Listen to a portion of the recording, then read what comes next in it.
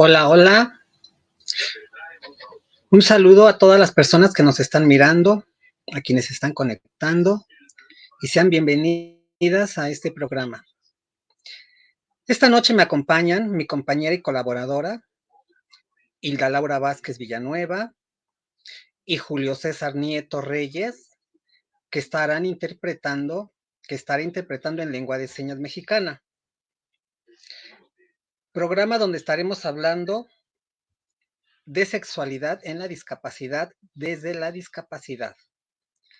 Esta serie de entrevistas es rumbo al primer Congreso de Sexualidad en la Discapacidad de la Ciudad de México. Hilda.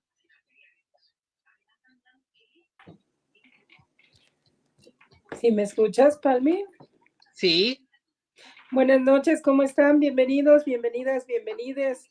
Nos da mucho gusto que nos estén acompañando, ya que este programa lo que pretende es, además de tener a personas expertas hablando de temas de sexualidad y discapacidad, también a personas que desde su experiencia personal nos van a compartir algunos testimonios que motiven a todas aquellas personas que nos acompañan, pues por supuesto a participar en el Congreso, ya sea de forma virtual o de forma presencial, con alguna charla, con algún taller. Aún estamos a tiempo. Recuerden que el Congreso se llevará a cabo este 18, 19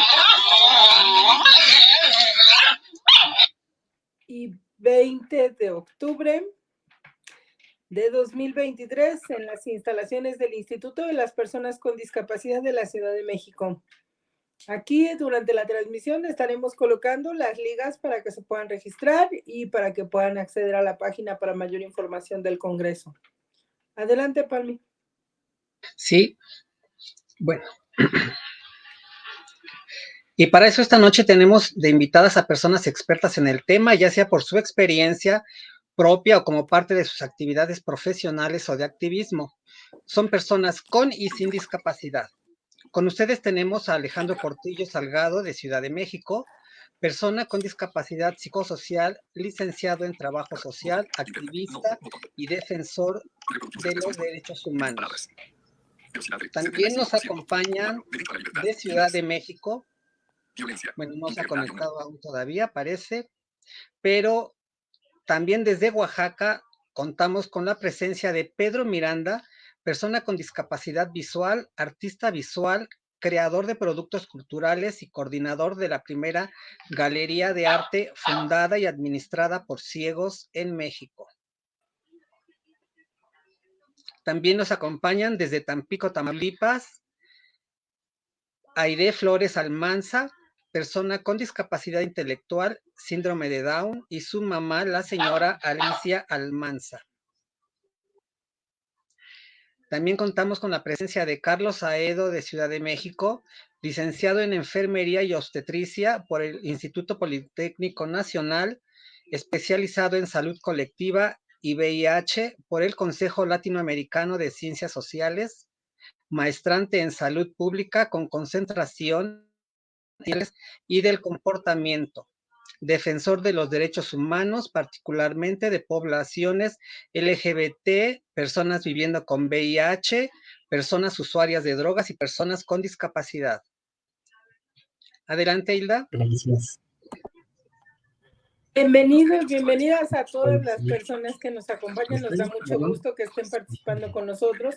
Y bueno, pues, como bien ha comentado mi compañera Palmira, pues los vamos a invitar a que compartan con nosotros sus experiencias desde lo que vamos a plantear como los derechos sexuales y reproductivos.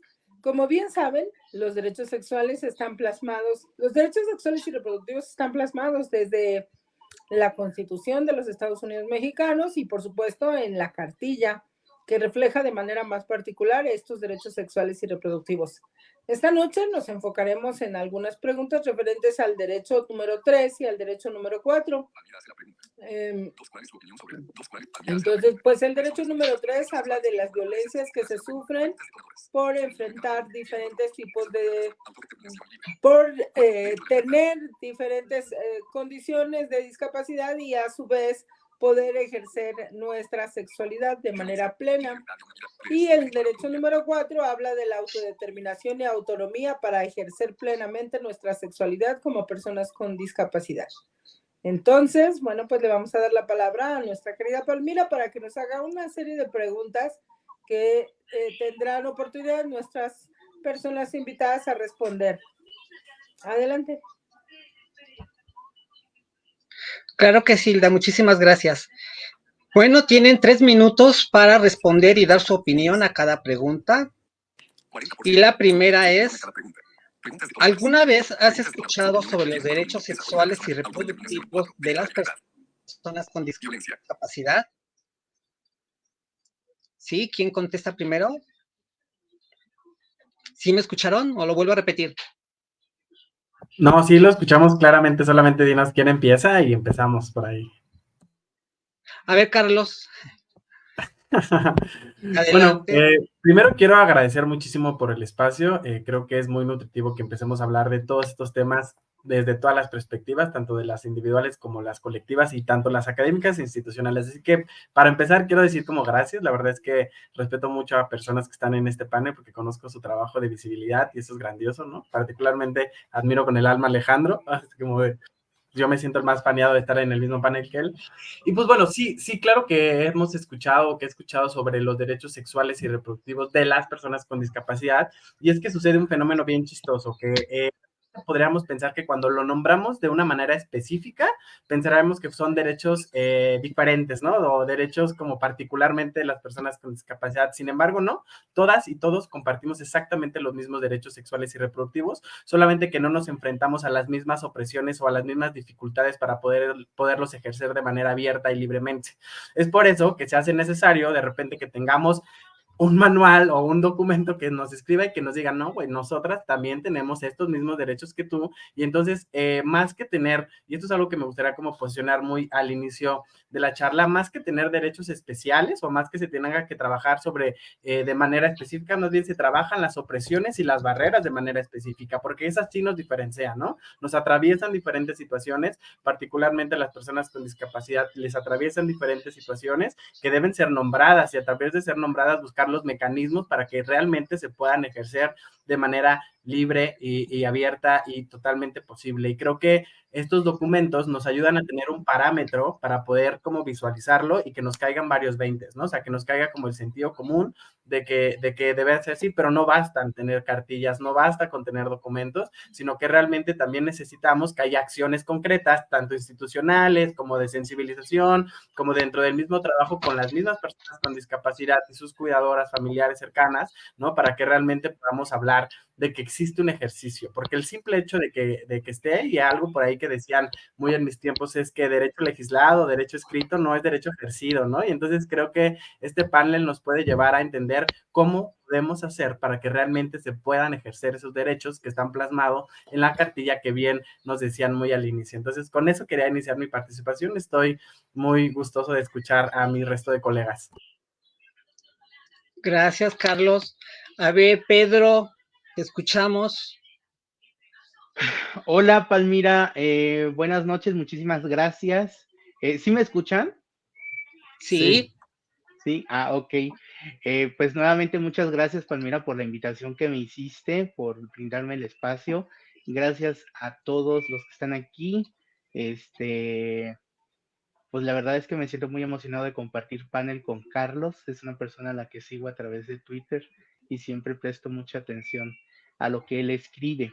En mi caso personal, como parte de la comunidad LGBT, como parte del interior de la República, que yo estoy en el estado de Oaxaca, no he escuchado nunca sobre los derechos sexuales y reproductivos de las personas con discapacidad, pero sí soy una persona que ejerce su derecho siempre a la información, a la educación, a la sanidad pública y obviamente a la sanidad con relación a la sexualidad dentro de mi estado, y quizás pudiera como abarcar otras partes del sur de México.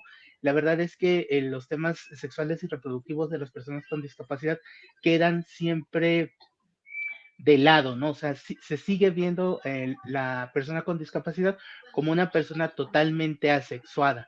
Conozco, sé que existen estos derechos, pero más bien porque los veo o escucho debates que se hacen en Europa, que se hacen en Estados Unidos, que algunos años se quisieran hacer, si no me equivoco, en Nuevo León, en Ciudad de México, pero siempre desde fuera del país, y lo que se hace dentro del país es como muy, muy tenue, ¿no? Realmente somos pocas las personas, Palmira, tú, yo, quizás otros cuantos chicos con discapacidad en México, los que estamos machacando siempre el tema, sobre todo desde la comunidad LGBT.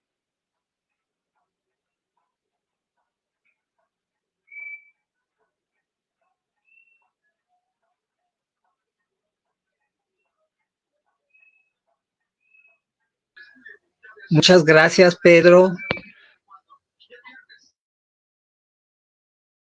Está tu micro apagado. Ya te escuchamos, ahora sí. Ok, muchísimas gracias, Pedro. A ver, señora Alicia, Aide, ¿alguna opinión al respecto? Hola, hola.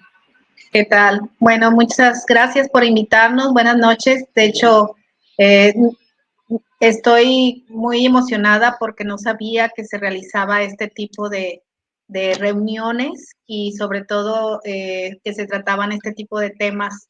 Y pues la verdad es un gusto estar aquí compartiendo con ustedes, aprendiendo, escuchando. Y por lo pronto yo les puedo decir que no había escuchado sobre los derechos sexuales reproductivos de las personas con discapacidad. No lo había escuchado, más sin embargo, mi sentido común, y siendo madre de una chica que, pues bueno, ha experimentado ya su primera experiencia de noviazgo en forma, pues lógicamente que me salía esa inquietud y yo decía, bueno, o sea, sí debe de haber, claro que este tema lo tenemos que tocar y lo tenemos que vivir y pues la verdad me da un gusto porque aquí sé que voy a aprender con ustedes, ¿verdad? Y qué bueno que existen este tipo de, pues, de temas, porque la verdad, lo que les puedo decir en forma personal, que es el siguiente punto, de hecho, que van a preguntar, pero que a mí en lo personal me sorprendió, es que por ahí una persona, lo primero que me dijo, cuando supo que mi hija, pues ya tenía un novio, me comentó que si yo la iba a operar, que si le iba a extraer pues su órgano reproductor. Entonces a mí eso, créanme, que me impactó. O sea, me impactó y no supe. Fue la primera vez que yo pues me enfrenté a este tema más directo, ¿no? Entonces, pues bueno, espero que podamos aquí también aprender y saber cómo dirigirnos ante estas situaciones. Muchas gracias.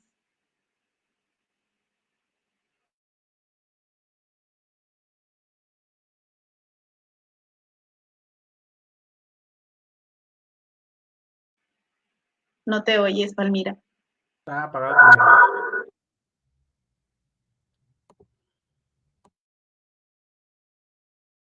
Sigue sin audio, Palmi. Está apagado tu micrófono.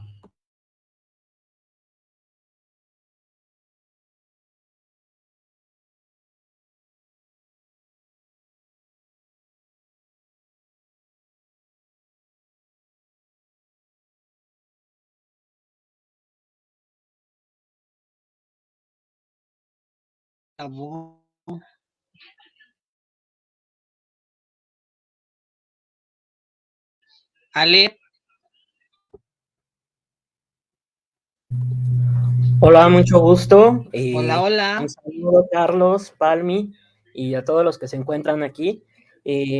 Bueno, respecto a la pregunta, si alguna vez he escuchado sobre los derechos sexuales y reproductivos de las personas. No me escuchan, ¿verdad?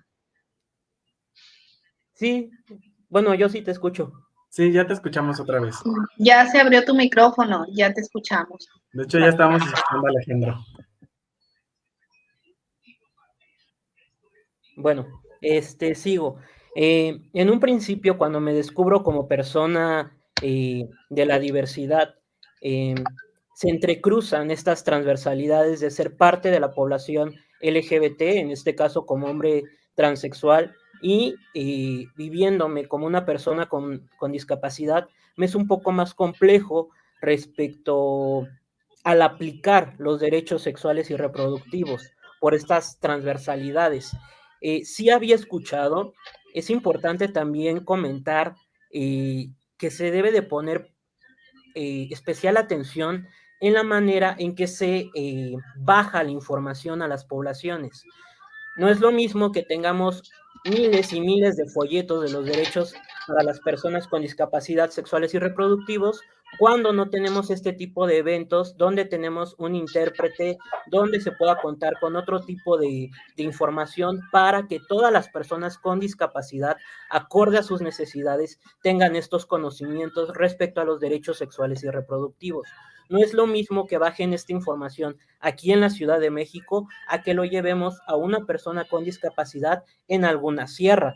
No es la misma situación, no es la misma estructura que tenemos. Ahora, si hablamos en cuanto a derechos sexuales y reproductivos, nos vamos a acercar a lo que es el aspecto de salud. Las instituciones de salud es una realidad, no están preparadas para el ejercicio de nuestros derechos como personas con discapacidad.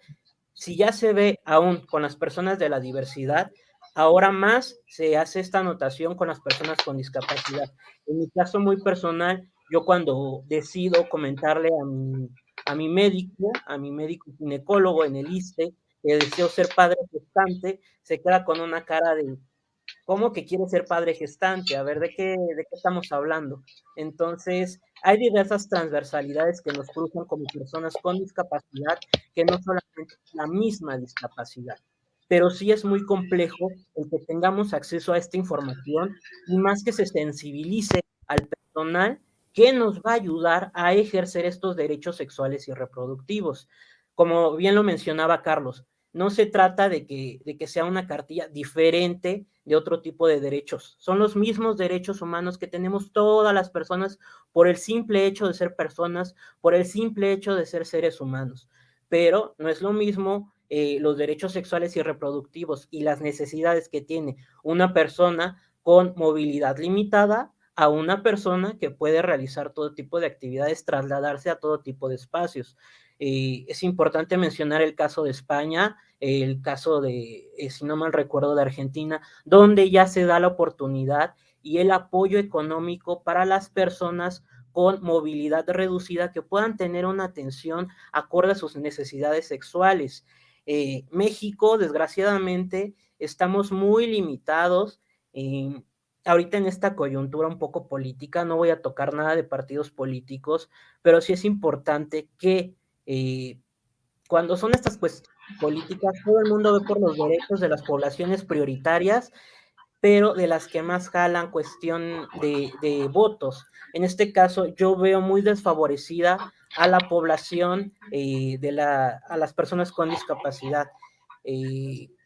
Entonces, hay mucho trabajo por hacer como activistas, como personas también con discapacidad, hacer visibles nuestras necesidades en los espacios donde nosotros nos desarrollemos. Ahorita escuchando la experiencia de Alicia, es importante comentarle a nuestros pares, a nuestras familias, que nosotros como personas con discapacidad también tenemos derechos sexuales y reproductivos, tenemos derecho a una vida amorosa, tenemos derecho a tener una familia, tenemos derecho inclusive a ejercer trabajo sexual y decidir plenamente respecto a nuestra sexualidad.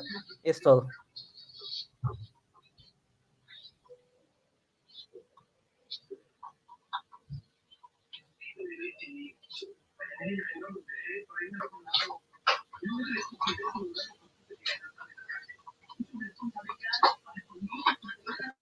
Listos para la siguiente pregunta. Hola, hola, ¿me escuchan?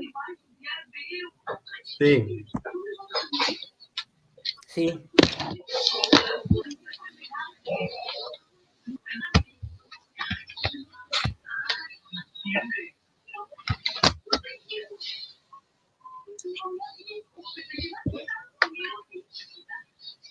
Hilda, adelante, no escucho. Sí escuchamos, creo que nos estamos perdiendo un poquito el audio, pero yo por suerte tengo las siguientes preguntas y puedo como ir guiando un poco la charla en merced de que esto vaya funcionando de una manera más efectiva, porque hay una serie de preguntas que vamos a abordar en relación a estos dos derechos particularmente, porque la cartilla es muy amplia y muy específica, que creo que es una virtud que tiene este documento, que justamente hace un acercamiento a nombrar las situaciones.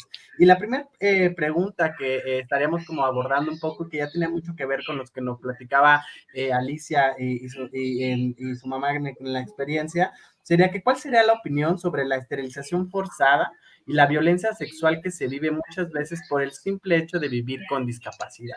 Y yo creo que esto es uno de los grandes puntos. Me gustaría dar como una introducción a mi propia perspectiva como experto, como persona que mira la salud pública, que creo que tenemos que hablar un poco más sobre el tema de autonomía y empezar a acercarnos como a las situaciones desde la realidad inmediata, porque pareciera ser que nos vamos enfrentando poco a poco, ¿no?, a los nuevos retos sin ninguna herramienta. Y la idea es que todas tengamos la información previamente para poder ejercer los derechos de una manera específica, porque nos han llevado a una idea de infantilización, una idea de vulnerabilidad, a una idea de que las personas con discapacidad incluso se les ven como que son angelitos, ¿no? Y esos angelitos no se tocan, y entonces pareciera que queremos asumir todas las necesidades de las personas, incluyendo asumir su cuidado. Y tenemos que tener en mente que existe algo que se llama autodeterminación, autocuidado y autonomía. Y lo que tendríamos que hacer sería acompañar a las personas con discapacidad para que se puedan, de alguna manera, decidir en el tema si quieren o no someterse a un proceso que no les permita más. No sé en qué van. ¿O hijos? En la primera pregunta sobre qué opinamos sobre la esterilización No forzada y la escucho violencia. nada. Apaguen el micrófono de Palmi. Entonces, sí, porque nos interrumpen. Entonces, ¿qué sucede cuando no nombramos las cosas? ¿Qué sucede cuando no tenemos herramientas? Nos sometemos a los riesgos, porque esos riesgos existen, existe la violencia sexual claramente, pero si no estamos preparadas para ello, si no pensamos que los cuerpos con discapacidad son sexuados, evidentemente no vamos a poder generar mecanismos de protección específica. Y lo mismo sucede cuando nos enfrentamos, por ejemplo, a las propuestas de esterilización forzada que se da muchas veces dentro de las mismas instituciones. Pareciera que son las médicas, los médicos y los servicios de salud las que nos reconocen o la que nos recomiendan eso, como si fuera una de las opciones A o B que tendríamos que tomar, como si fuera fuerzas esta o esta, cuando en realidad eso ni siquiera debería estar en el momento de la discusión hasta que se platique, se consense y se tenga la inquietud desde la persona con discapacidad y las personas que la acompañan, ¿no? Que puede ser su pareja, pueden ser sus familiares o demás. Y entonces creo que no deberíamos presionar jamás a las personas a realizarlo, no deberíamos sugerirlo como si fuera la primera opción, o así como de, ¿vas a descartar esto? ¿No? Así como lo tienes que descartar porque pareciera que es como la opción que te hacen creer que es la correcta, ¿no? O sea, como que te hacen creer que no deberían tener sexualidad ni reproducción las personas con discapacidad. Y creo que son de los hitos que tenemos que romper. Tenemos que ir desmenuzando esa situación para tener toda la información y estar preparadas cuando nos enfrentemos a esas circunstancias, particularmente de quienes nacen con alguna discapacidad, porque van a ser niñas, niños, niñas, luego van a ser adolescentes, van a explorar, pero también se van a convertir en personas adultas, y la sexualidad y la reproducción son temas que tenemos que ir trabajando y que las personas sin discapacidad pareciera que es tan obvio para nosotras, se nos dice todo el tiempo, pero a ellas pareciera que se les negó esa información históricamente, y entonces esa negación requiere un pago, o sea, requiere que se haga una reparación del daño y que empecemos a tener como discursos más fuertes de protección hacia esta población. Y entonces, esa es como mi visión de alguna manera en cómo se estudia de este lado, pero me gustaría como escuchar también un poco sobre cómo se vive en la realidad de una experiencia con discapacidad. Entonces, Pedro, tú comenzaste la vez pasada, así que esta me parece ideal que también inicies.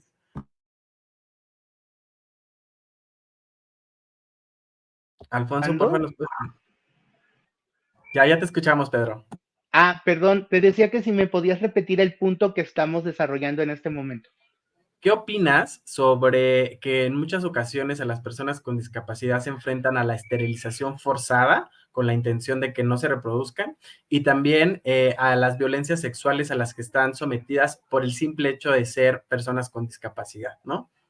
Ok, bueno, en primer lugar, con relación a la esterilización forzada, ese es un tema que se viene arrastrando desde hace un siglo, o quizás hasta más, ¿no? O sea, debemos tomar en cuenta que tristemente la población de personas con discapacidad, por lo menos en México, no revisa la historia, no revisa de dónde nacen los derechos humanos, de dónde nacen muchos de los derechos o muchas de las leyes que actualmente no solamente rigen a México, sino al resto del mundo.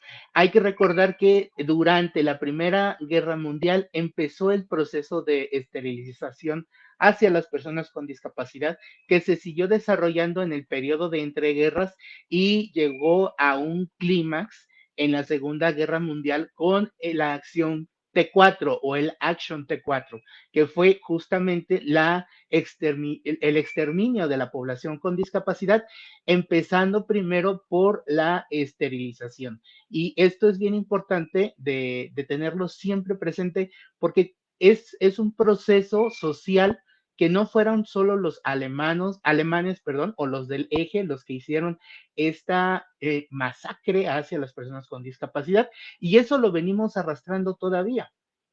Vemos que la esterilización muchas veces se hace por una supuesta protección hacia la persona con discapacidad. Se hace también de forma legal en México, ¿no? Por ejemplo, en mi caso personal, yo tengo una pensión, pero cuando a mí me dieron esa pensión, a mí me dijeron, tú no te puedes casar y tú no puedes tener hijos porque automáticamente pierdes esta pensión que te estamos otorgando. Entonces, no me castraron físicamente, pero sí me castraron de una manera en la que yo no pude tener familia, porque yo no pude desarrollarme ni con una pareja mujer, ni con una pareja hombre, ni he podido tener hijos por perder este beneficio, ¿no? Entonces, eso es una forma de castración que vivimos en México, pero que es parte de este desarrollo histórico que se ha generado desde el siglo pasado, desde el siglo XX. Ahora, pues regresamos a la cuestión de la salud reproductiva. A veces, tristemente, los papás caen en estos rollos de que lo hacen por amor y todo eso. Y yo, como siempre digo a mi mamá, el amor también mata, el amor también destruye y también asfixia, ¿no? Uno debería tener el propio derecho de decidir con quién quiere y a qué horas quiere, y definitivamente la esterilización, creo yo que tendría que ser, en el último de los casos, eh, decidida por la persona con discapacidad, aunque existe en México, conozco a varias personas con discapacidad que han decidido hacerse la esterilización por no heredar sus padecimientos. Y ahí hay otras vertientes que pues, tienen que ser analizadas, ¿no? Una de las cosas también que nosotros vemos ahora es que en los terrenos de los derechos y las personas con discapacidad hay muchas páginas en blanco que se van llenando y obviamente vamos a tener muchos aciertos, pero también muchos errores en el momento de estar viviendo, porque escribimos la historia, la estamos viviendo y estamos haciendo algo que no sabemos si va a funcionar. Muy bien, me parece muy pertinente y rescato un par de cosas como por ejemplo, ¿quién toma la decisión? La decisión la toma el Estado, la toman los familiares y en qué momento y en qué punto la toman las personas con discapacidad que son de sus cuerpos y de sus realidades de las que se está hablando. Eso es que lo pones en el aire, me parece muy interesante y aquí sería bien padre que aterrizáramos con Alicia porque ya Alicia nos daba una introducción de qué sucedió, ¿no? Se le preguntó directamente qué opinaba sobre esta situación y sería bien padre que nos contaras tu experiencia. ¿Cómo te enfrentaste a esta incógnita? ¿Cómo te enfrentaste de repente a esta realidad? ¿Lo han platicado? ¿Cuál es su experiencia al respecto sobre la esterilización forzada? Pues bueno, en este caso, primero que nada, les comento, precisamente hoy que le dije a mi hija que íbamos a tener esta plática, esta charla, ¿quieres saludarlos? Hola, ¿qué tal? Hola, hola. Bueno, yo le dije, y bueno, desde ahí comenzamos, de hecho comenzamos desde ahí, me dice, qué es eso de la sexualidad. Entonces, por lo pronto, en este caso, hablando de chicos, y me voy a referir a chicos síndrome de Down, muchas veces ellos, precisamente, su discapacidad es intelectual. Muchos temas hay que explicárselos más ampliamente, hay que darles información.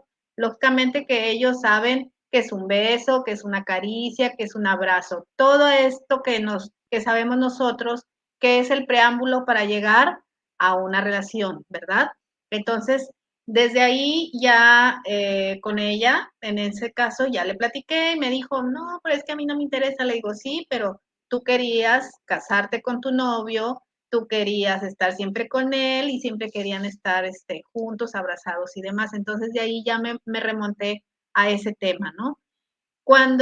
Lógicamente, cuando vimos que todo esto pasaba en el entorno de ella, pues es cuando viene esta pregunta. Yo nunca lo había oído. La verdad, para mí fue, como les dije, un balde de agua fría, y el hecho de pensar que iba yo a someter a mi hija a un procedimiento quirúrgico que ni yo misma me lo realizaría, o sea, a mí me dio, o sea, sentí muy feo. Entonces ahí vi, porque ahí me contaron de personas a las cuales les habían realizado este tipo de operaciones, y entonces yo sentí, o sea, yo sentí una agresión, la verdad. Yo sentí una agresión y como si me lo hubieran hecho a mí. Entonces yo dije, no, no puede ser posible, o sea, tiene que haber otros métodos. Lógicamente, yo pensé en lo general, así como nosotros nos cuidamos, pues con algún método anticonceptivo, con algunas otras situaciones, dije, debe de haber una manera en la que podamos controlar o llevar este control para a lo mejor igual, pues que nos embaracen, o hay muy poca información, la verdad, también no sabemos si alguien con una discapacidad como el síndrome de Down se llega a embarazar, y no sabemos si va a tener un hijo o una hija sin discapacidad. Nadie lo sabe porque nadie ha permitido tampoco que pase eso por el temor, precisamente, que comentaban por ahí, que se transmita el gen, ¿verdad? Pero pues en este caso sabemos que esta discapacidad que sí es de nacimiento, pues puede pasarle a cualquiera. No hay una situación específica que nos diga quién o quiénes van a nacer con este tipo de discapacidad, ¿no? Entonces, bueno, a mí en lo personal, eso cuando me dijeron esto, también me resonó y dije, bueno, pero ¿y quién dice si se embaraza? A lo mejor puede que tenga una niña, un niño sano, o sea, con todas las capacidades, o sea, no lo sabemos. Entonces ya desde ahí viene el temor, y por eso se llegan a estos extremos. Para mí es un extremo, y como decían, hay que preguntarle a la persona. Primero informarle, decirle, lo van a entender, y ellos tienen el derecho de decidir. Igual nosotros los padres, los tutores, tenemos el derecho de, pues como dijo también por ahí el señor Pedro, pues hay veces que lo hacen los papás porque dicen es lo mejor para mi hijo, pero ¿cómo vas a agredir a tu hijo de esa forma? Ese es mi punto de vista, y ojalá que podamos abrir el camino, la mente de más personas, para que antes de que procedan a cosas tan agresivas, pues vean otros caminos, ¿no? Totalmente, y creo que agregas un par de cosas importantes que tiene que ver con la interseccionalidad, ¿no? De repente no podemos universalizar la idea de ser una persona con discapacidad, porque nos atraviesan diferentes discapacidades, nos atraviesan diferentes realidades, y no necesariamente todas las medidas se van a adaptar a todas las personas. Creo que algo que rescato es que justamente eso, debe haber opciones, debe haber información suficiente para que la gente, con base en toda la información, pueda tomar la mejor decisión que así se acomode a su realidad inmediata, ¿no? Y entonces, alguien que mencionaba también cosas de interseccionalidad era Alejandro, ¿no? Que nos hablaba un poco sobre, o sea, no solamente es el hecho de ser una persona con discapacidad, ¿no? Sino el hecho de también tener o formar parte de la diversidad sexogenérica genera ya muchas barreras que ya de por sí pareciera que o sea, que como que renuncias, ¿no? O sea, como que asumir el rol masculino, como que renuncias a la feminidad y entonces la maternidad es feminidad, entonces, ¿cómo se te ocurre? Entonces, ¿cómo has manejado este tema? Porque igual nos contabas una experiencia y que creo que justamente podríamos verlo por ahí. Entonces, Alejandro, platicanos. Claro, igual como comentaba Pedro, yo también tengo una pensión por parte de mi discapacidad, que es discapacidad psicosocial, y para que me dieran acceso a esta pensión por parte del ISSSTE, tuve que pasar por diferentes procesos, por peritajes, por dictámenes, y esperar aproximadamente 6 años para que dieran el visto de que sí soy una persona con discapacidad permanente, que no se me va a quitar de un día para otro, de un año a otro. Se realiza este dictamen, pero cuando se me dan estos derechos, me quitan los derechos obstétricos y se me menciona que pues yo no tengo derecho a atención obstétrica si más adelante yo deseo gestar. En aquel entonces, pues todavía no, con el doctor que yo estaba, con el médico psiquiatra con el que yo estaba, no le comentaba muy bien la situación de que yo quería ser padre gestante.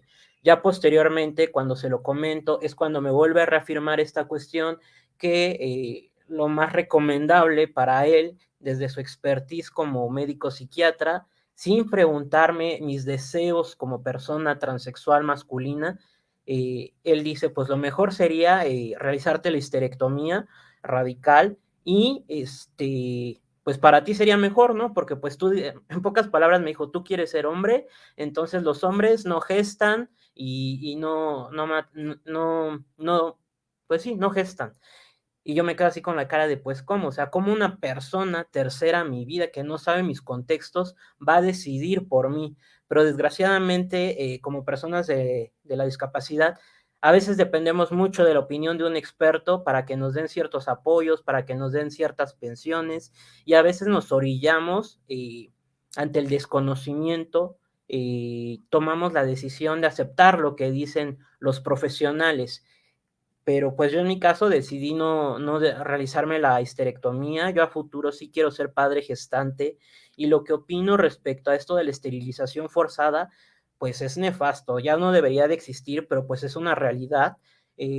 Es más fácil realizar este tipo de esterilizaciones a educar a los adolescentes, a las personas que desean iniciar una vida sexual activa, a cómo enseñarles a utilizar métodos de barrera para evitar contraer una ITS, a utilizar otros métodos anticonceptivos. Eso es más difícil para el personal de salud, para las familias, bajar la información y tocar ciertos temas que en el caso de una sociedad como la que es en México, muy machista, muy hegemónica, muy patriarcal, la sexualidad todavía sigue siendo un tema tabú.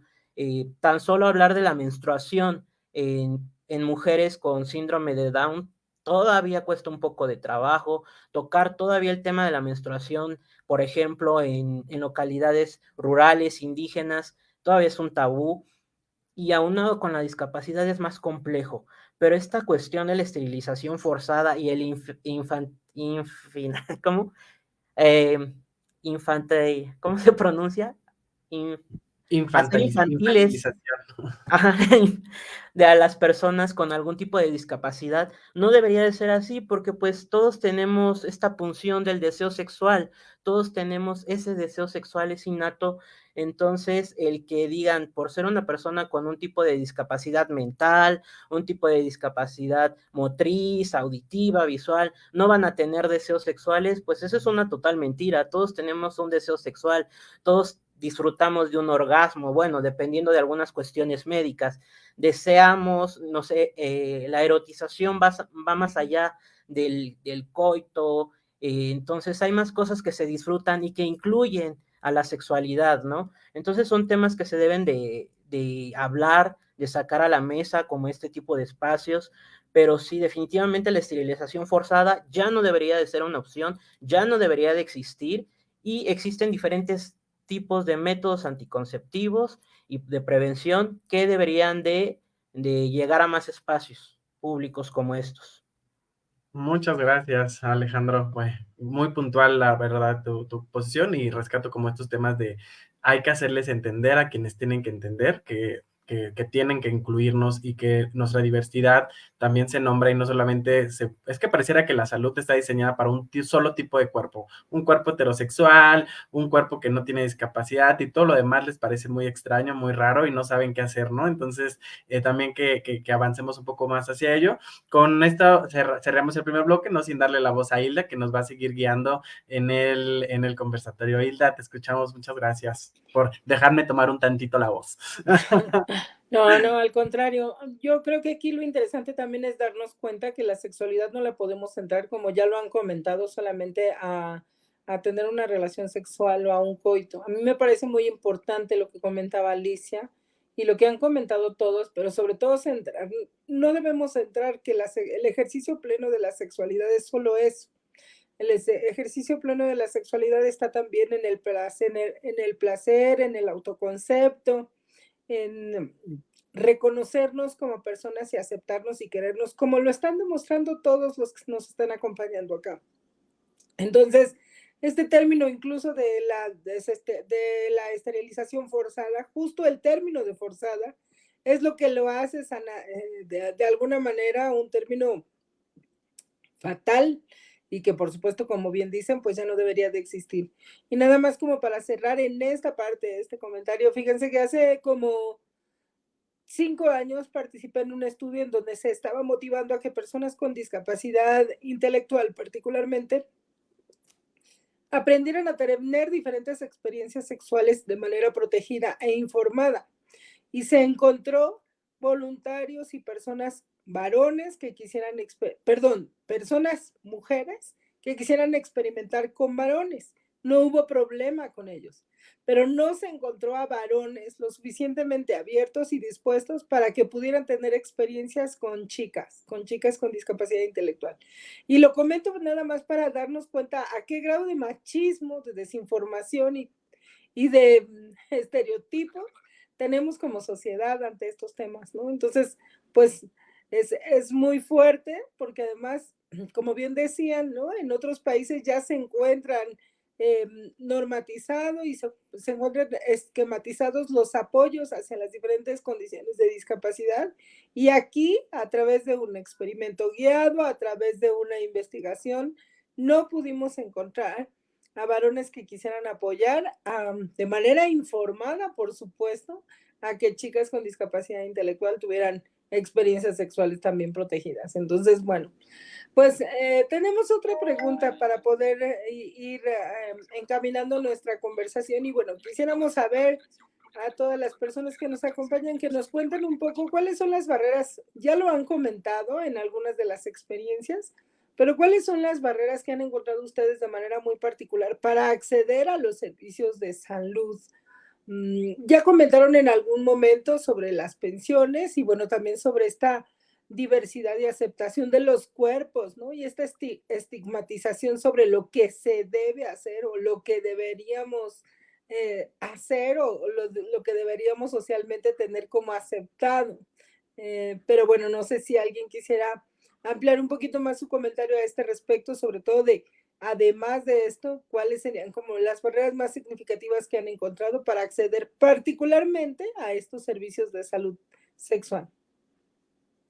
Mira, ya como a mí me toca empezar, creo que voy a empezar porque no quiero que me ganen la respuesta, y quiero contarles un poco de mi propia experiencia como profesional de la salud, ¿no? Quiero recordar que soy enfermero, y al ser enfermero me he encontrado con la consejería en varias situaciones, y creo que una de las principales barreras es que el sistema de salud no está diseñado para atender a todas las personas. Esa es una realidad. No se nos forma profesionalmente, ni siquiera especialmente, para poder comprender cómo acompañar a todas las realidades. Entonces, si ni siquiera a quien nosotros pensamos que nos tiene que guiar, que es el profesional de blanco, tiene la información, ¿qué nos esperamos del resto que caemos en cascada? Entonces creo que una de las barreras es que se ha vuelto tan tema tabú, nos da tanta vergüenza hablar de coger y nos da más vergüenza hablar de coger y discapacidad, que hacemos que esa vergüenza no se transversalice o no se convierta en realidades institucionales o académicas, ¿no? Como bien lo mencionabas en ciertos estudios. Y creo que esos tabús, esa vergüenza, esa sexofobia que tenemos como sociedad es una de las principales barreras que se tienen. Además, existen muy poco acompañamiento institucional para las personas con discapacidad y no solamente hablando de pensiones y demás, sino un acompañamiento institucional para una vida plena y de bienestar, ¿no? ¿Dónde están todas estas acciones institucionales que tuvieran estar encaminadas a que las personas tengan una consejería de sexología muy adecuada, o sea, un descubrimiento de los erotismos, los cómo sí son los que nos hacen falta, porque nos han gritado en la cara y son la mayor de las barreras, todos los cómo no y los por qué no. Los por qué no quedan clarísimos, ¿no? Eso es así, te lo saben de memoria, te lo recitan, pero los cómo sí, nadie se lo sabe. A los cómo sí, nadie le entra. Entonces, una barrera es esa, nos da vergüenza a las personas hablar de eso, ¿no? Entonces, como lo decía Alejandro, este es un ejercicio para romper esas barreras. Hablemos de esas situaciones, creemos espacios de capacitación, de formalización para explorar. Y esta otra parte que quiero repetirlo porque es muy claro ante los ojos, infantiliza a las poblaciones con discapacidad. O sea, en verdad creemos que no tienen erotismo, no tienen placer, se niega, y lo que no se nombra no existe, y lo que no existe no se reconoce y no es garante de derechos. Entonces, esa es una de las principales barreras, la vergüenza, el pudor, la invisibilización, la negación, negarnos a que esos cuerpos existen y tienen erotismos, y por ende, pues nadie avanza, ¿no? Porque algo que me queda a mí claro y les quiero poner ahí sobre el punto, yo creo que las personas hacemos lo mejor que podemos. Seguramente nuestra médica, nuestra enfermera, nuestra trabajadora social está haciendo lo mejor que puede con la información que tiene. Nuestras familias, ¿no? Hacen lo mejor que pueden, nos acompañan como pueden con lo que tienen. Y las personas con discapacidad de verdad hacen lo mejor que pueden con lo que tienen. Sin embargo, hay que reconocer que no siempre es suficiente. Necesitamos más herramientas, necesitamos juntarnos más y hablar más sobre los temas todas como un equipo, porque pareciera que va de arriba hacia abajo y el que está hasta abajo es la persona con discapacidad y es sobre su vida la que se trata, ¿no? Entonces, primero rebota con la familia o el cuidador, luego el médico, luego las instituciones, y entonces esa verticalidad de la información, de la vivencia de la sexualidad y de la salud, creo que es lo que se tiene que romper y tenemos que convertirnos en situaciones más horizontales, donde realmente seamos pares y sea una mesa redonda y no un elevador de información. Entonces, esa es mi principal barrera, que creo que se conecta mucho con las que nos van a contar un poco más adelante mis compañeras.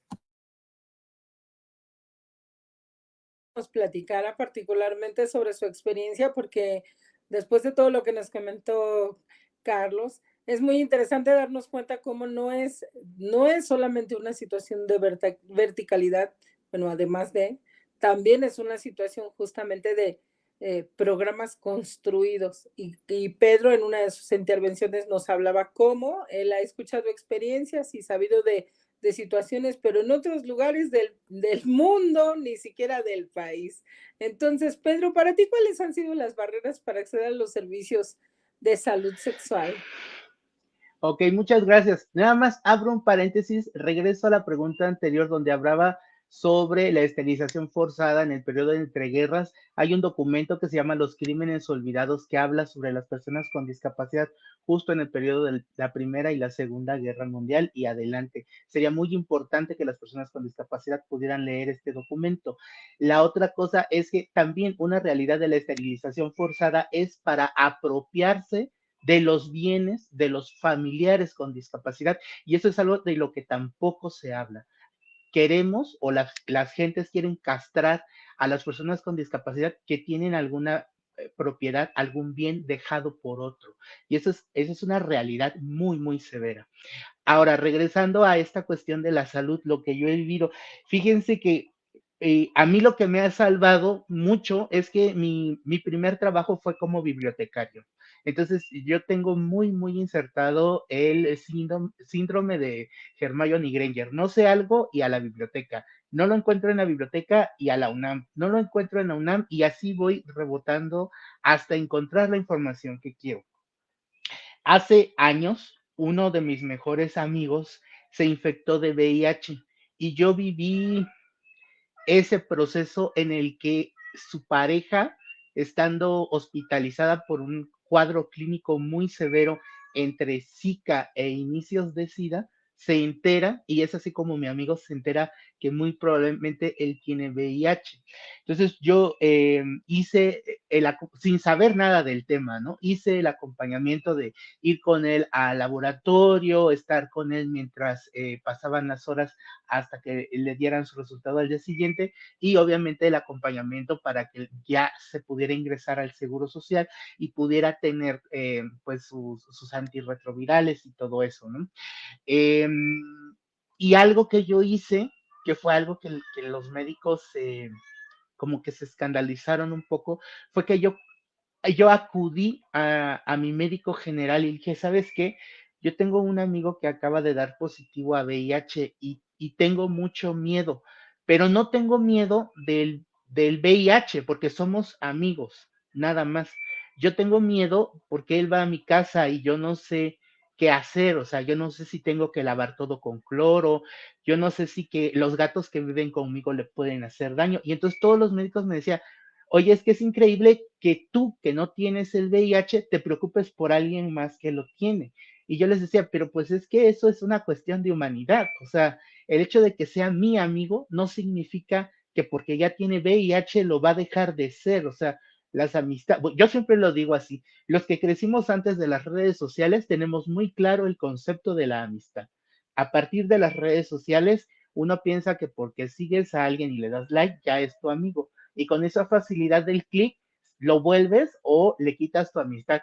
Y la verdad es que no debería ser así, y menos por una condición de infección de transmisión sexual que todos estamos expuestos a ellos. Y en este caso de las personas con discapacidad, yo, bueno, cuento todo esto porque a raíz de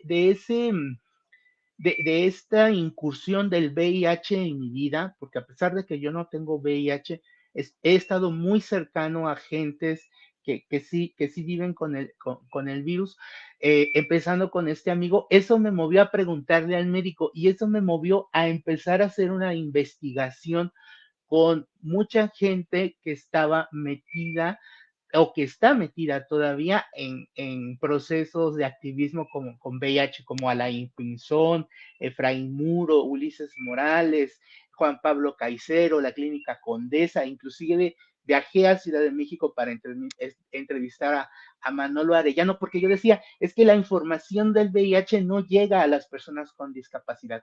Y en todo ese maremoto de incertidumbre, de información, de no saber qué, de conocer más términos, yo me encuentro con una nota del periódico El País que se publica en España y entonces yo descubro el término, en inglés se escribe stilting, me parece que se pronuncia stilting, que es de sigiloso, es esta acción de tener sexo con tu pareja o con una persona con condón y en algún momento esta persona se retira el condón sin avisar, que ya en Europa y en Estados Unidos, me parece, se está intentando legalizar para que se vuelva también parte de una violación. En México, obviamente, apenas este año, creo, o el año pasado, ha empezado a tener fuerza esta nueva modalidad de agresión sexual, ¿no? Yo viví esa agresión sexual en el 2019 y gracias a todo ese cúmulo de entrevistas e investigaciones que estuve haciendo, que por cierto están en YouTube, en un canal que se llama Manual del Discapacitado Perfecto, yo, yo descubrí que lo que me habían hecho no era normal y que lo que yo había sufrido o vivido no era parte de una práctica sexual consensuada, que por tanto podría calificar como violación y que además era algo que ponía en riesgo en mi vida. Y obviamente con toda la información que tenía, yo dije, bueno, voy a hablar al Capacits. Y dio la casualidad que en el Capacits de aquí de Oaxaca no me respondían. Y terminé por azares de la vida comunicándome con el COESIDA de Jalisco, el de Guadalajara. Y la respuesta fue, a las personas homosexuales no se les dan los tratamientos profilácticos post exposición porque los homosexuales se excitan al tener sexo con personas con SIDA.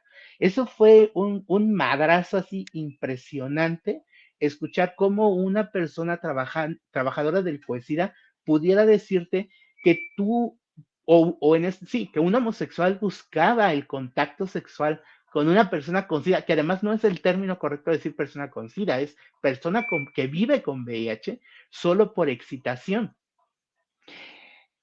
Colgué la llamada,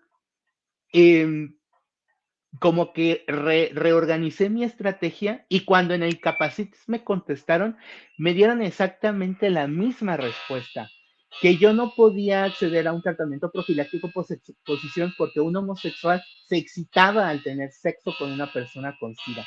Entonces, ya después hablando con personas de México me decían que eso, o sea, el mismo discurso dado en dos estados distintos podía hablar de que había una sistematización para la negación de un profiláctico posexposición, que para las personas con discapacidad que nos están escuchando, un profiláctico posexposición se da cuando suceden cuestiones como la que me pasó a mí, que alguien se quite el condón, que el condón se rompa, que haya una violación y haya como un riesgo alto de adquirir el VIH, ¿no? Existe el profiláctico pre-exposición y el profiláctico post-exposición, que se da en causas determinadas.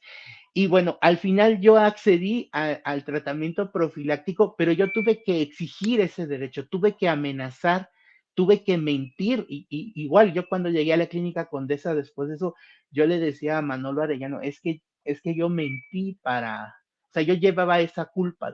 Yo tuve que mentir para que me dieran el tratamiento profiláctico. Y Manolo me decía, sí, mentiste, pero mentiste para resguardar tu integridad emocional, tu integridad física. O sea, no tienes por qué sentir una culpa, porque gracias a esa mentira tú puedes tener una calidad de vida quizás no mejor o peor si la quieres comparar con los demás, pero sí era un derecho que el sistema de salud mexicano te lo tiene que dar, porque así está estipulado. Y también otra cosa que pasa muy común, ¿no? Yo pido mis análisis de VIH, que el último que me hice fue el lunes de esta propia semana, y los médicos generales te dicen, ¿cómo te quieres hacer una prueba de VIH? Las personas con discapacidad no adquieren el VIH. Y que un médico general te diga que tú como discapacidad estás exento del VIH, es porque las personas que ejercen la medicina, que es los médicos generales, que son como uno de los primeros filtros para entrar a la sanidad, pues siguen pensando que los discapacitados no tenemos entrepierna.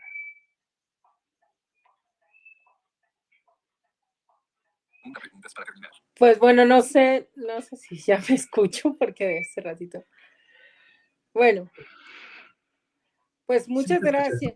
Gracias, Pedro, por todos tus comentarios. Aquí se juntan muchísimas barreras que has mencionado, ¿no? Pero creo que una de las más significativas es toda esta falta de información a lo largo de todos los contextos que rodean no solo al VIH, sino la condición de discapacidad y a todos la falta de información que una y otra, digamos, estructura de esta cadena en donde participamos todos, pues nos falta para poder tener un buen ejercicio pleno y sobre todo un buen acceso a la información, en este caso, de un servicio y de un derecho a la salud sexual.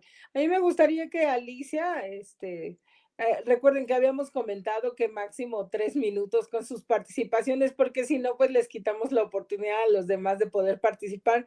Pero Alicia, junto con su hija, nos comentaran si de manera muy particular ellas han enfrentado alguna barrera muy particular para poder acceder a los servicios de salud sexual.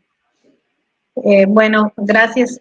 No, yo en este caso no he tenido ningún problema para acceder a ningún servicio. De hecho, bueno, mi hija desde que empezó con su periodo menstrual, inmediatamente pues la llevé al médico. Aquí la diferencia es de que sabemos que las instituciones públicas tienen un servicio pésimo de atención, ¿verdad? Y si uno tiene a lo mejor algún médico de confianza, pues va uno con su médico, en este caso con el ginecólogo que a mí me atendía, yo me dirigí con él y llevé a mi hija y el doctor, la verdad, se portó excelente. atendió a mi hija como a cualquiera de nosotras, la revisó y desde esa fecha para acá, bueno, cualquier detalle que tenemos, vamos con él. Hemos ido también porque tenemos asistencia médica del IMSS y acá en nuestra ciudad, ella tiene regularmente chequeos porque tiene hipotiroidismo, entonces la ven para estar checando su tiroides, ¿no?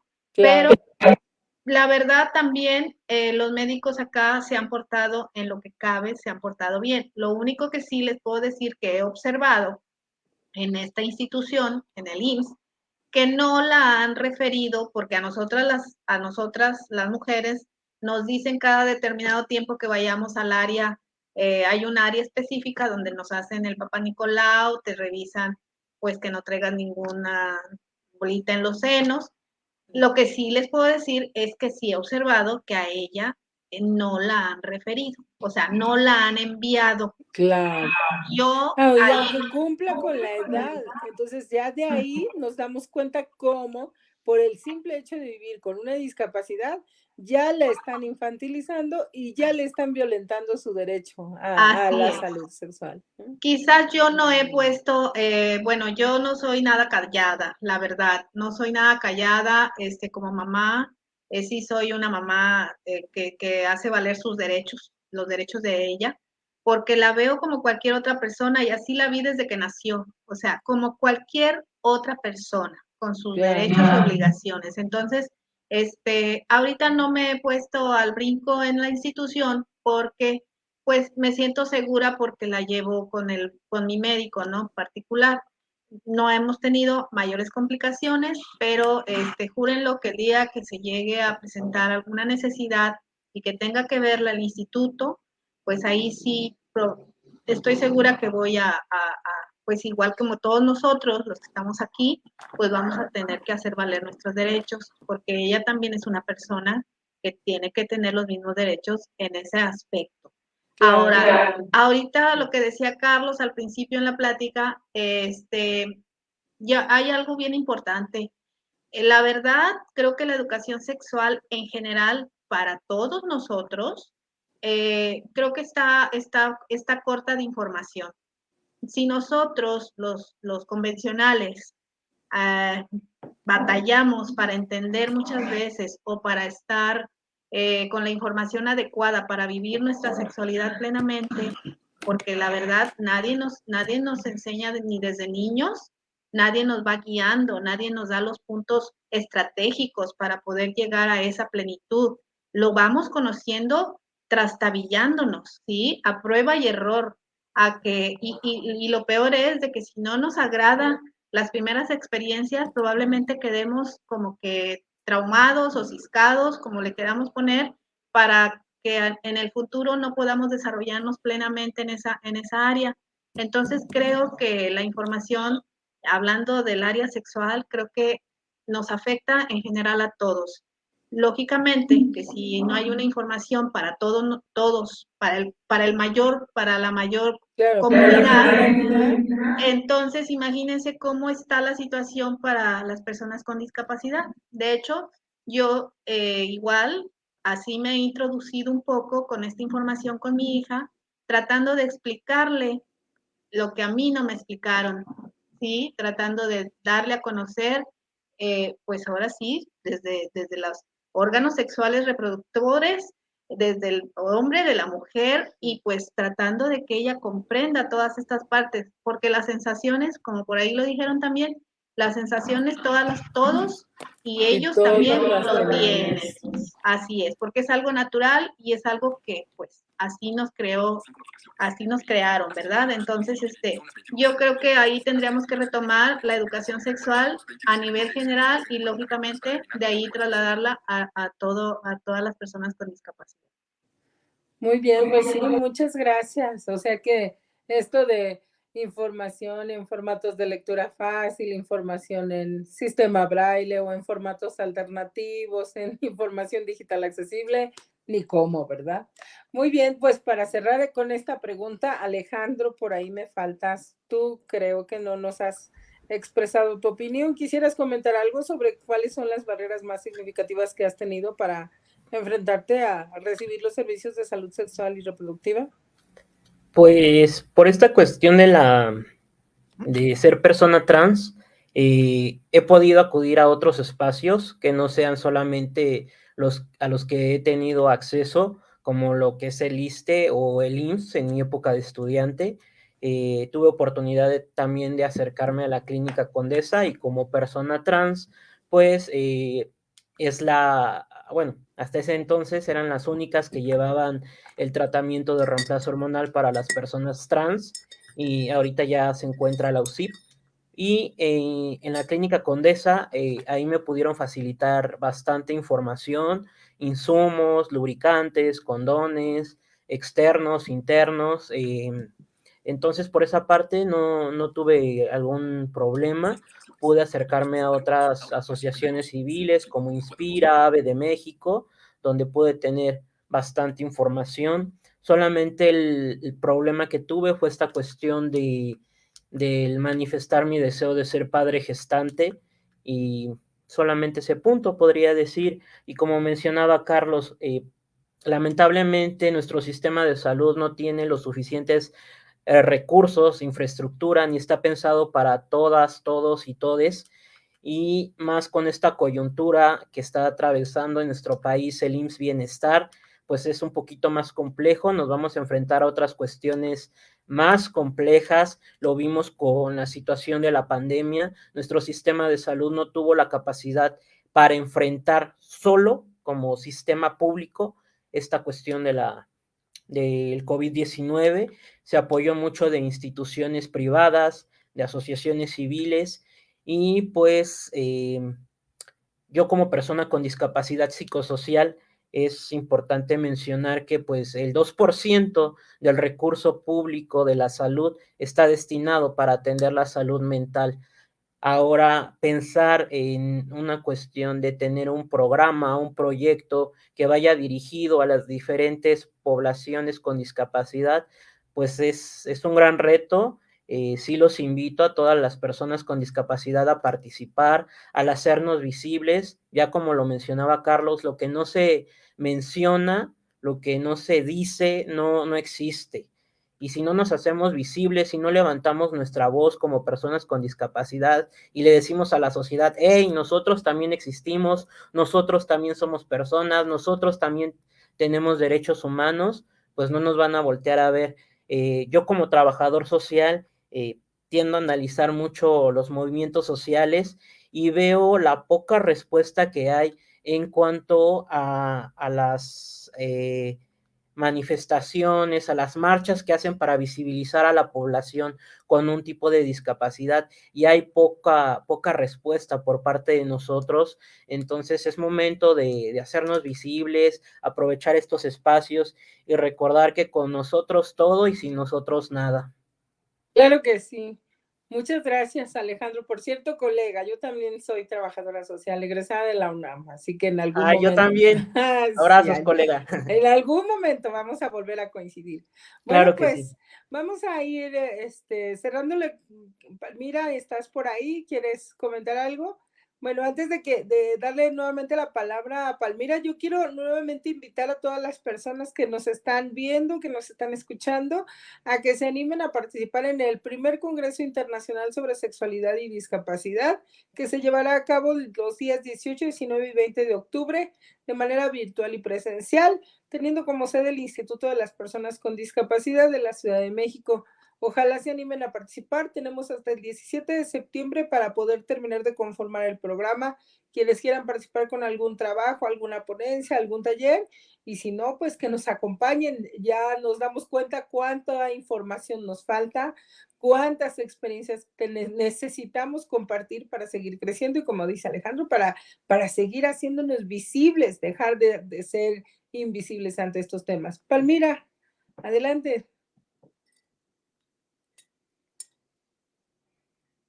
Programas, las fallas técnicas, de repente nos juegan una mala jugada. ¿Sí me escuchan? Ya te escuchamos. Sí. Bueno. Ok, Sí. perfecto. Y pues muchísimas gracias, no sé, vamos ahorita ya vamos cortas de tiempo, les hago una pregunta, Ahora con todo esto Yo de las redes sugeriría, sociales. Palmira, que ya nos dieras la conclusión porque ya tenemos el tiempo muy rebasado, bueno, como tú consideres, pero... A ver, a ver, a ver, a ver, a ver, a ver. Para ir cerrando, entonces, una última pregunta. ¿Sí? Y es, ¿de qué manera creen ustedes,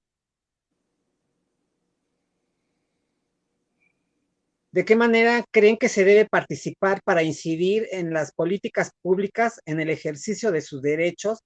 Asimismo, garantizar que los servicios de salud sexual y reproductiva cumplan con las normas de accesibilidad universal. Empezamos contigo, Ale. Ok. Hola. Hola. ¿Sí me escuchan? Sí, ¿Me sienten? sí, sí, yo sí. Ok. Sí. Bueno, para participar en la creación de políticas públicas, como ya mencionaba, es importante hacernos visibles en todos los espacios, en todo tipo de talleres, de mesas, de creación de políticas públicas. También el aprovechar las redes sociales que hay para hacer conocimiento de estas convocatorias que hay. Em, Tengo entendido que este tipo de congresos también dan apertura para tener el conocimiento desde primera voz, desde la primera experiencia de las personas. No es lo mismo que se hagan políticas públicas desde el escritorio a que se hagan desde la experiencia de las personas. El error de muchos programas sociales, de muchas políticas públicas, es que se realizan sin ser focalizadas, sin realizar un diagnóstico social, sin realizar las debidas entrevistas y experiencias de las personas para que éstas puedan ser efectivas. Eh, yo, yo siempre me pregunto esta cuestión, la diferencia entre la asistencia y el asistencialismo. Es muy importante diferenciar. Yo valoro más los programas sociales para personas con discapacidad que nos den la oportunidad de tener un empleo, porque el empleo dignifica, a que nos estén dando un apoyo económico que se agradece porque nos ayuda a completar para medicamentos, para terapias, para pañales, rehabilitación, etcétera. Se agradece en grande manera, pero el trabajo siempre va a dignificar. Y es más importante que nosotros como personas con discapacidad aprendamos a desarrollar habilidades y nos insertemos en la sociedad y así seamos más visibles y la sociedad aprenda de nosotros. Y por eso las políticas públicas deben de ser creadas escuchando nuestras voces y, como ya mencioné, con nosotros todos y nosotros nada. Es todo. Gracias, Ale. Pedro, tu opinión. Ya. Bueno, sí me escuchan, ¿verdad? Sí, Sí, Sí, ok. bueno, eso. Pues bueno, aquí hay algo bien importante, que a partir del COVID hemos desarrollado toda una estrategia comunicacional basada en el Internet, basada en los equipos tecnológicos, y debemos recordar que incluso dentro de Ciudad de México, que es la capital del país, hay zonas en donde no hay Internet y hay personas que no tienen acceso a lo que sucede en Internet. Y eso al interior del país pues va haciéndose algo más grande. Entonces, siempre que pensemos en cómo acercar información hacia comunidades que ya de por sí tienen un rezago histórico educacional, hay que tomar en cuenta que no todo lo tenemos que sacar a través de redes sociales, no todo se puede hacer a través de la web, y que hay personas que también tienen derechos dentro de pueblos, dentro de comunidades indígenas, en las que incluso ni siquiera hay servicios de luz eléctrica. Y eso es algo que siempre se debe tomar en cuenta. Es sorprendente, todavía en el 2019, que yo me acerqué a la clínica Condesa, no tenían un protocolo para atender a personas con discapacidad. Y al decir un protocolo, no me refiero a algo sofisticado, sino tener folletos en braille, que alguien de ahí supiera lengua de señas. Se hicieron algunos intentos que bueno, que yo recuerde en ese momento, no llevaron como a buen fin. Por ejemplo, Inspira todavía el año pasado, me parece, me pidió un artículo sobre el tema, creo que de la marcha y la discapacidad. Lo hice, me dio muchísimo gusto que tuvieran el detalle de acordarse de las personas con discapacidad.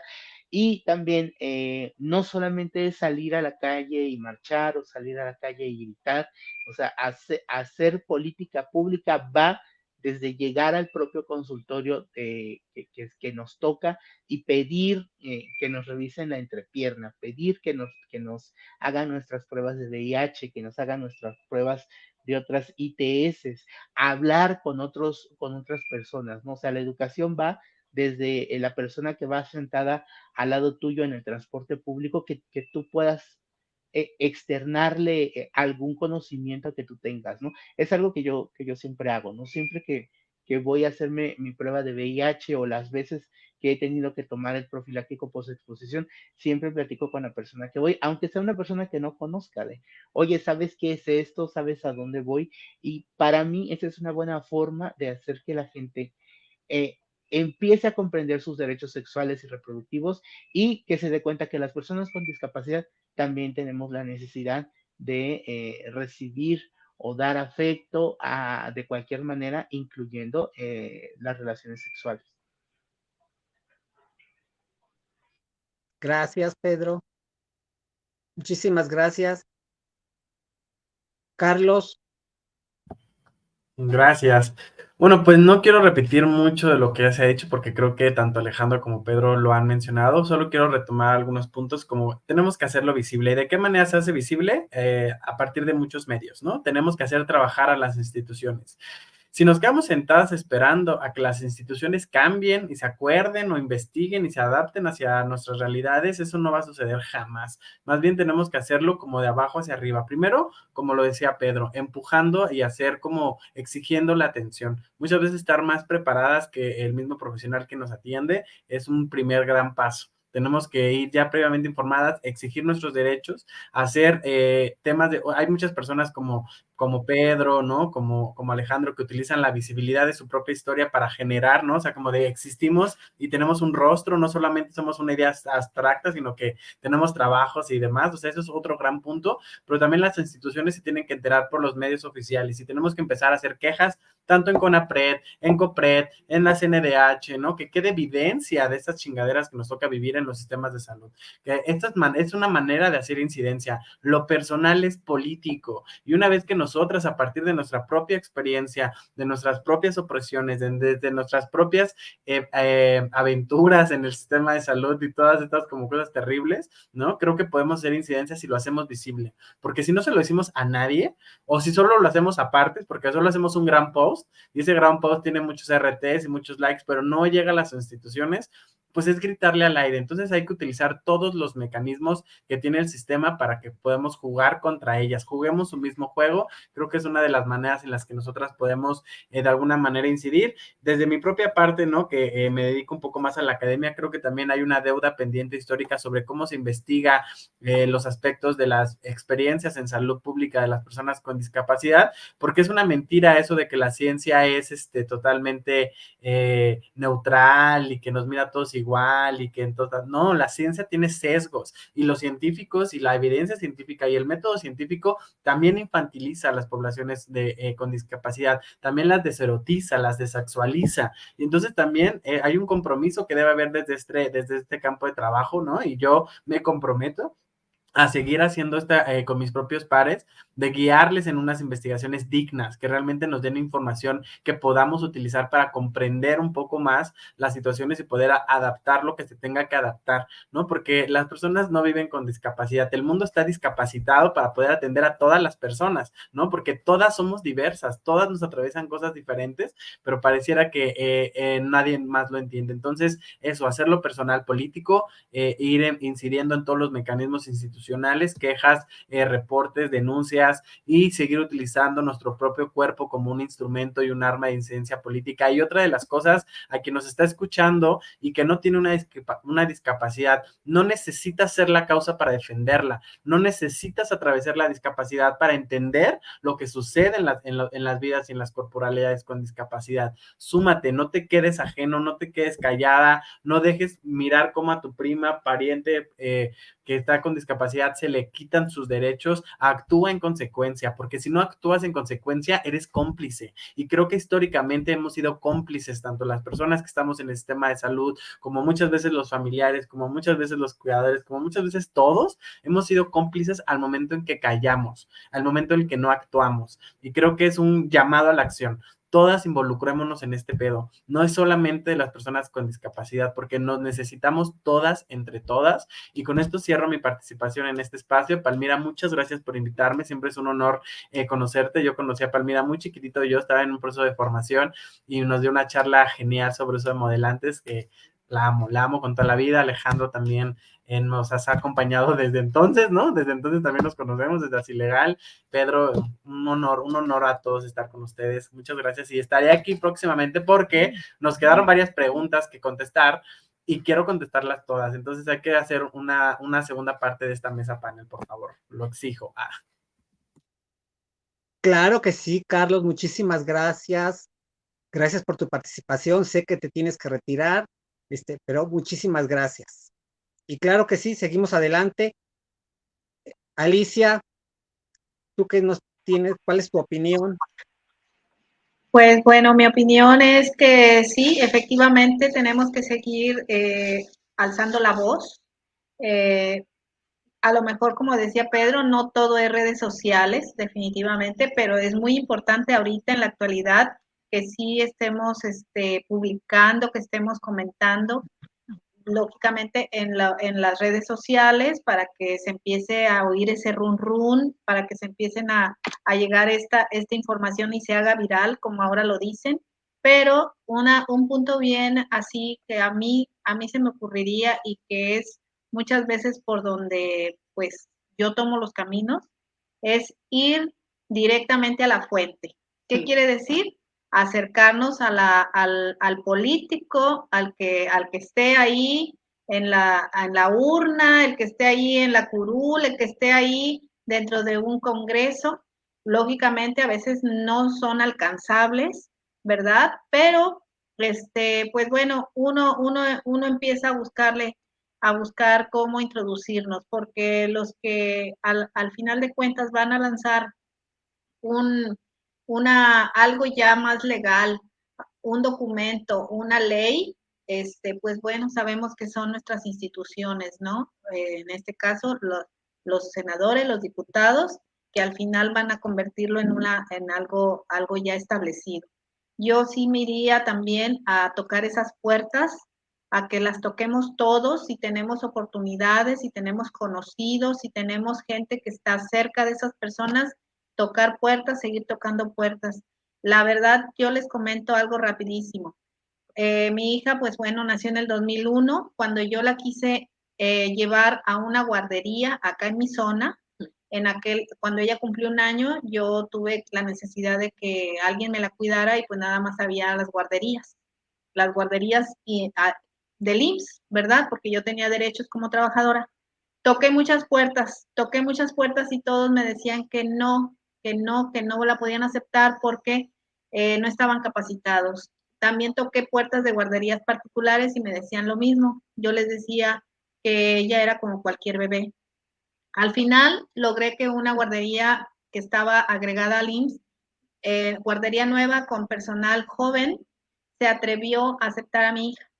A partir de ese instante, le dieron acceso y posteriormente me informaron que ella abrió el camino para que el Instituto Mexicano pudiera aceptar a niños en sus guarderías con alguna discapacidad. Entonces, ¿qué pasa? Eso me demuestra que tenemos que estar ahí siempre tocando puertas, buscando, acercándonos. Por eso yo me iría a la cabeza. O sea, me iría a donde hacen las leyes, a donde tenemos que irnos, porque, bueno, ahorita estamos viendo que todo el movimiento también LGBTI ha agarrado fuerza. ¿Por qué? Porque ellos pusieron el dedo y no lo han quitado. O sea, pusieron el dedo en el renglón y no lo han quitado. Entonces, nosotros también tenemos que hacerlo. Tenemos que seguir luchando desde nuestra trinchera y pues irnos directamente a la fuente. Ese es mi punto de vista. Y muchas gracias, un gusto conocerlos, muy contentas de escucharlos y de ver que bueno, que estamos juntos en esto y que hay mucha gente que tiene que unirse. Gracias. Pues muchísimas gracias, Alicia. Y pues tenemos corto, ya el tiempo se nos está terminando.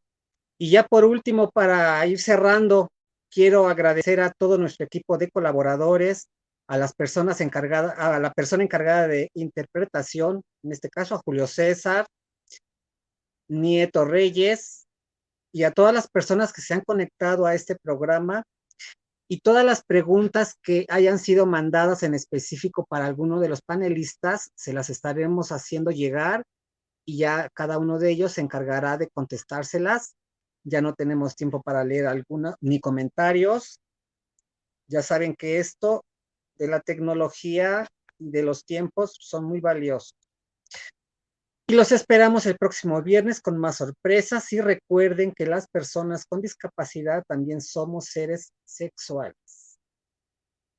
Y un abrazo para todos y muchísimas gracias.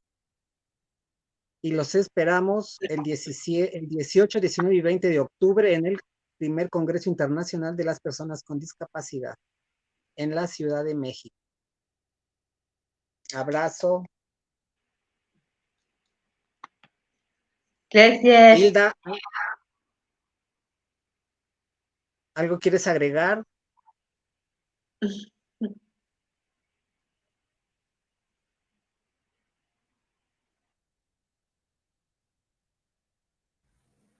Gracias. Gracias. Saludos Gracias, a todos. gracias.